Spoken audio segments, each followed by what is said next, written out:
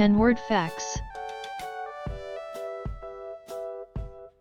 1.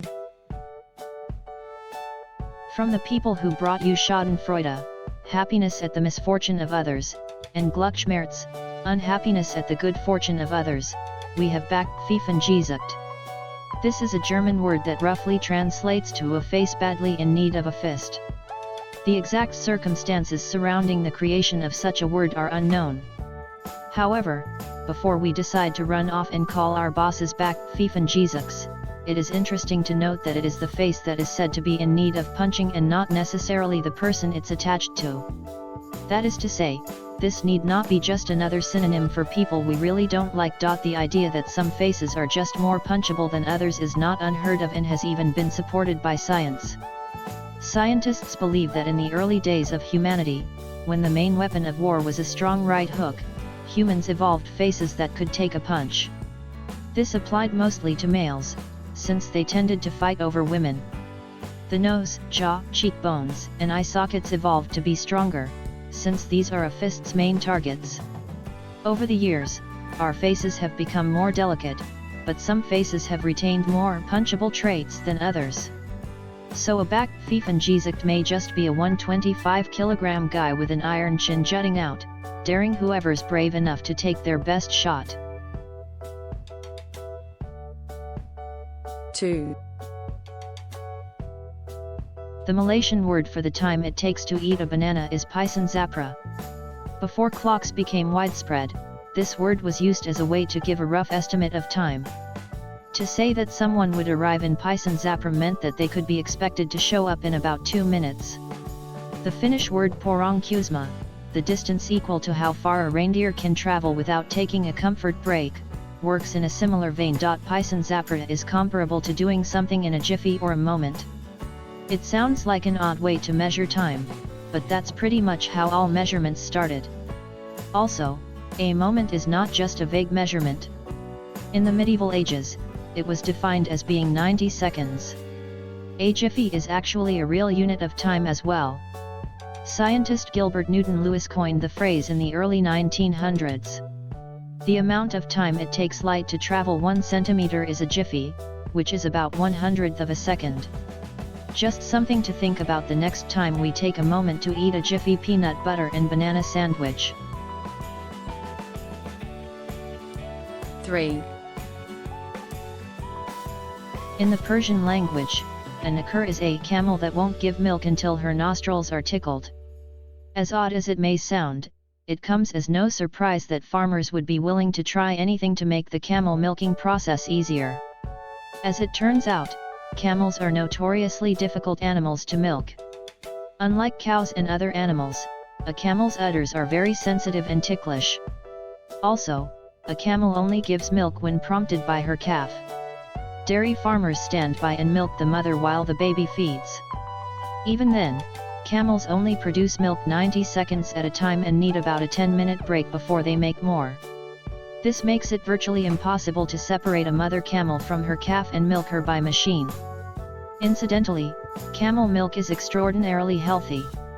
Studies have shown that it can even be used to treat symptoms of diabetes and Crohn's disease. 4. Passamentiro is a Portuguese word for one who habitually joins groups of mourners at the home of a deceased person, ostensibly to offer condolences but in reality to partake of the refreshments which he expects will be served. After 2 weeks straight of eating nothing but ramen noodles, any college student can understand why someone would do such a thing. Even so, a little more explanation wouldn't hurt. Hunger is a fast-growing problem in Portugal. Schools have even been known to keep their cafeterias open during vacations to provide meals for students who would otherwise go hungry. Portugal is one of the poorest countries in Western Europe. In the 1900s, their policy for economic development focused on cheap labor costs. This unfortunately led to Portugal being unprepared for the competition coming from developing countries. Since 2000, the country's economic growth per year has only averaged about 1%. While a passamentiro may at first sound like a cheapskate or a freeloader, such behavior is possibly the result of Portugal's financial crisis. 5, Anyone who grew up with a younger sibling knows the feeling. Even long-time office workers know the feeling when a new employee gets hired. When a newcomer shows up, it makes everyone who was there before work that much harder, either for attention or to get the newcomer up to speed. The same principle brings us to the Philippines and gives us the Manoba word Jintawan, which refers to the energy and industry of the first wife. This word applies to polygamist marriages, where husbands are married to several wives at the same time. In such marriages, the first wife tends to be the head wife, supervising all the wives that follow. This added responsibility could be what the word Jintawan is alluding to. Another possibility is that Jintawan is the first wife working to keep the second wife from stealing her husband's attention. After all, in Chile, there is a Yamana word, Kuchuane, which means to give the second wife the place of the first in the wigwam. 6, Gambling can lead to the loss of many things. One can lose their car or house. It's no secret that losing the deed to his house in Las Vegas can result in a husband losing his wife. However, there is a much more direct way a man can lose his wife at a poker table. The definition of the Hawaiian word piyuyukala is to set one's husband or wife up as a stake in gambling. It may sound like the plot of a movie or perhaps a practice only found in the back rooms of the highest rollers. Unfortunately, however, this is an all too common occurrence and not just in Hawaii. At least 2 incidents have been reported in India. In both cases, the wife escaped when her husband tried to hand her over to the winner. In one case, villagers had to guard the house where the wife was seeking shelter when the winner went so far as to raid the village to retrieve her. 7, Okuriokamai is a Japanese word for a man who feigns thoughtfulness by offering to see a girl home only to molest her once he gets in the door. With the need for such a word in their lexicon, one may think that Japan is overflowing with molesters in waiting. However, reports of such attacks are quite low. One statistic reported that 2.4 Japanese women out of every 100,000 were sexually assaulted in a year, while 84 women out of 100,000 were assaulted in the United States in the same year. Unfortunately, this does not mean that fewer molestations are occurring in Japan, it only means that fewer are being reported. There are many causes for this. Such attacks are often seen not as violent aggression but as aggressive courting. Some men will refer to the pursuit of women as looking for an opportunity to rape. The major cause, however, is how narrowly sexual assault tends to be defined. Not only in Japan but in most countries, being violently attacked at night by a stranger in a public but secluded place is the only recognized definition of sexual assault. A friendly man chivalrously escorting a woman home only to get a little grabby once he gets there is rarely seen as criminal. Therefore, okuriokamai may not be as strange a word as one would first think. 8, In the Czech Republic and Slovakia, prosvonit is to call someone's cell phone and hang up before they answer. There are 2 possible reasons for doing this. The first is to prompt the person to call back. This, depending on the cell phone plan, will cost the caller minutes but will not cost the person who prosvonited anything. The second reason someone may do this is similar but simpler. The person may call and hang up as a way to send a message without wasting any minutes. In the days of carnivals, way before cell phones, workers did this all the time. A worker would call his mother collect and tell the operator that his name was K. Fabian. When the operator would ask the mother if she would accept the charge for a call from K. Fabian, she would say no and save money. However, because of the code name, she would know that the call had been her son's way of saying he was doing fine.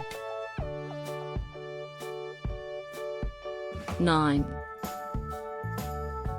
Pakakiwa pagasi is an Ojibwe word that means having the taste of an animal that was tired out before it was killed.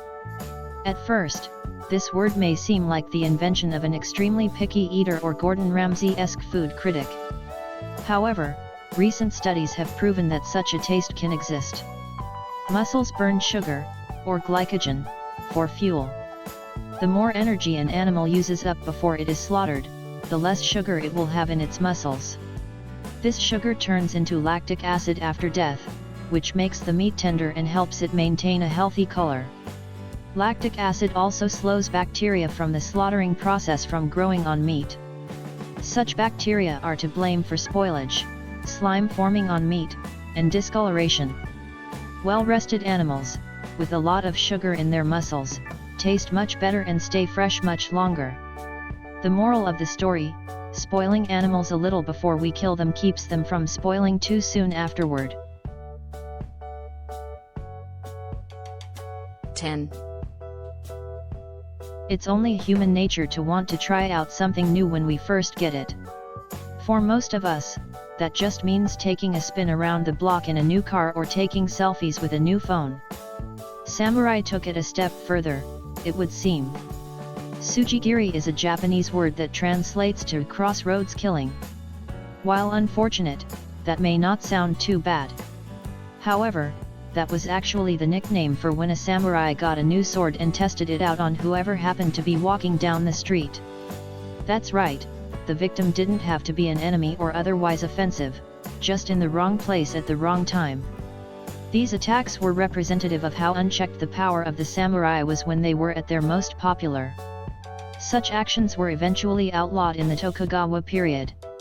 From then on, those caught testing their swords out in that way were treated as killers, arrested, and usually put to death.